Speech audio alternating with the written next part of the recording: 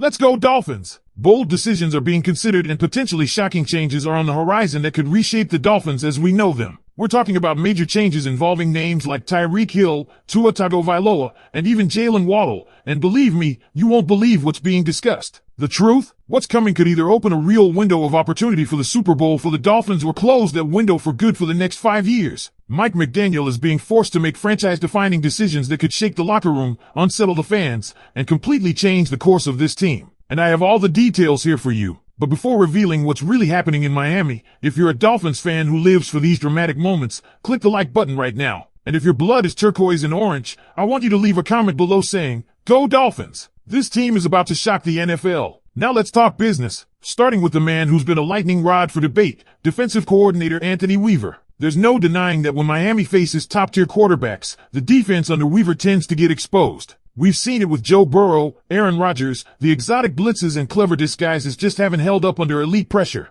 But here's the twist. Despite the criticism, Weaver is still viewed as a strong coach with head coaching potential down the line. The problem? The demand just isn't high enough this year. While teams like the Giants, Titans, Cardinals, and maybe the Buccaneers could be looking for new leadership, Weaver's name isn't sitting at the top of that list. He's likely around 7th or 8th among candidates, which means he probably sticks around in Miami for now, but that window is closing fast. Now, shifting to quarterback rumors, Malik Willis, once thought to have top-tier NFL potential, made waves after his performances against the Ravens and Bears. Dolphins fans are asking, should Miami go after him? Here's the reality. Willis might be pricing himself out of Miami's plans. Think Daniel Jones or Sam Darnold type deals, 1 year, $13 million. That's a steep price when you're already paying Tua $54 million.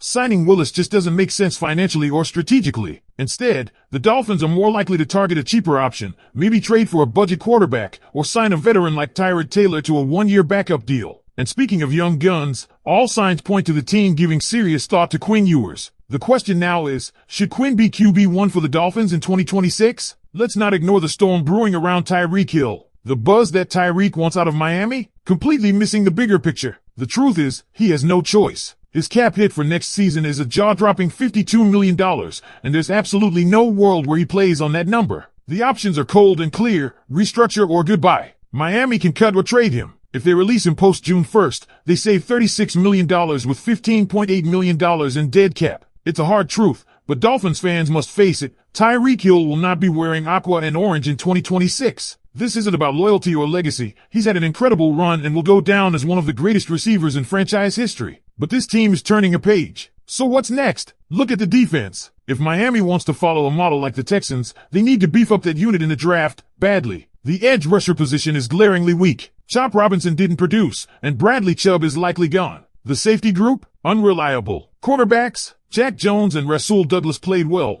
but expecting a repeat next year is a gamble. You likely caught lightning in a bottle with them. Defensive tackle depth is solid with Kenneth Grant, Jordan Phillips, and Zeke Biggers, but that edge presence is missing. This offseason has to be about building out that defensive identity, adding talent, toughness, and consistency, especially in the secondary and on the pass rush. There's also talk about resigning key free agents. Some want Jack Jones or Rasul Douglas back, but if you ask me, bring back Greg Dulcich. He's the ideal TE2 and could be a valuable part of this offense moving forward. And then there's the Waddle question. Should the Dolphins trade him? Some fans are frustrated, calling him a low-end WR1 or elite WR2. Yes, he's had a couple rough outings, including a goose egg against Tampa, but don't let that cloud the full picture. He's still on track to have another 1,000-yard season if healthy, and he's done that every year of his career except one. His contract is manageable and his upside is massive. Trading him might fetch a first-rounder, but at what cost? There are 32 teams that would love to have a Jalen Waddle. So why shouldn't Miami? Let's dive right back into it, because there's still plenty to unpack, and things only get more intense from here. The Dolphins are at a crossroads, and every decision from this offseason forward will define whether this franchise rises to championship contention or sinks into another rebuilding cycle. It's not just about roster tweaks anymore. This is a full-blown identity shift, and one of the clearest indicators of that is what's happening at quarterback. Now let's be real. Tua Tagovailoa had some solid moments during his time in Miami, but with the cap hit climbing over $50 million and inconsistency in big moments, the writing is on the wall. The Dolphins aren't going to pay Tua top-tier QB money and then shell out for someone else. That's why names like Malik Willis, Daniel Jones, or even Aaron Rodgers feel like pipe dreams. Instead, the organization is looking at upside, control, and development, and that's exactly why Quinn Ewers is gaining momentum as the possible QB1. Now, you might be asking, is that really the move? A young, unproven guy taking over a franchise that just 2 seasons ago looked primed for a deep playoff run? But here's the thing, with Ewers at the helm, the offense has been efficient, quick, and surprisingly mistake-free. No pre-snap chaos, no delays, just smoother execution. He's not being asked to be Mahomes right now. He's being asked to run the system, make smart reads, and avoid the kind of procedural errors that have plagued the team for years. And so far, he's doing exactly that. This is where Mike McDaniel's philosophy comes into sharp focus. McDaniel isn't trying to build a flashy highlight reel offense anymore. He's trying to build a team that can win in December and January. That means discipline, toughness, and a defense that can actually hold up against playoff caliber opponents. And if the Dolphins are serious about being contenders, they have to fix the defense first. So let's talk personnel. Chop Robinson was supposed to be the future at edge rusher,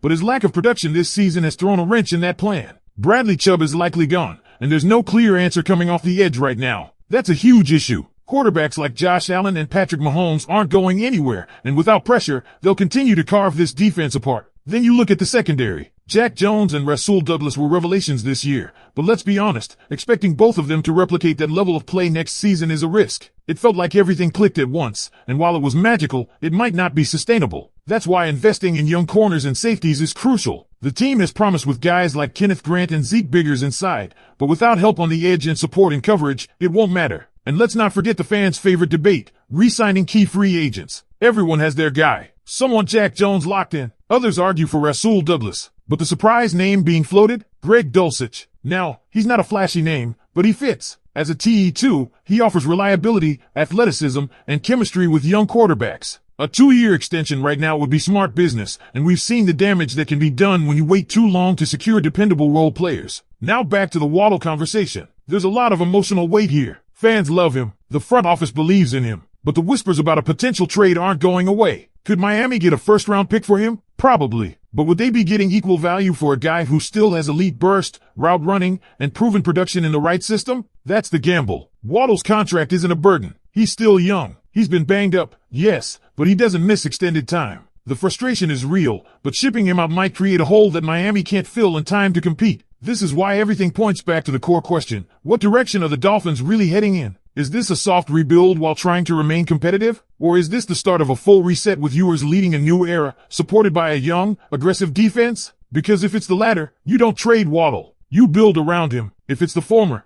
maybe you cash in while his value is still high. Either way, the Dolphins can't afford to miss in this draft. Best player available is the strategy, yes, but it needs to be defense-heavy. Edge rusher, corner, safety, load up, make the unit faster, smarter, more disciplined. The offense, even without Tyreek Hill, will be fine. You can find speed. You can find playmakers. But defenses win championships, and Miami's current one is not built to last. Before I wrap up, let's not ignore what this all means for the coaching staff. If Weaver stays, there's pressure, serious pressure, to evolve. No more getting picked apart by elite QBs. No more confusing blitz packages that leave holes in the secondary. It's time for Miami's defense to be as aggressive and smart as its offense claims to be.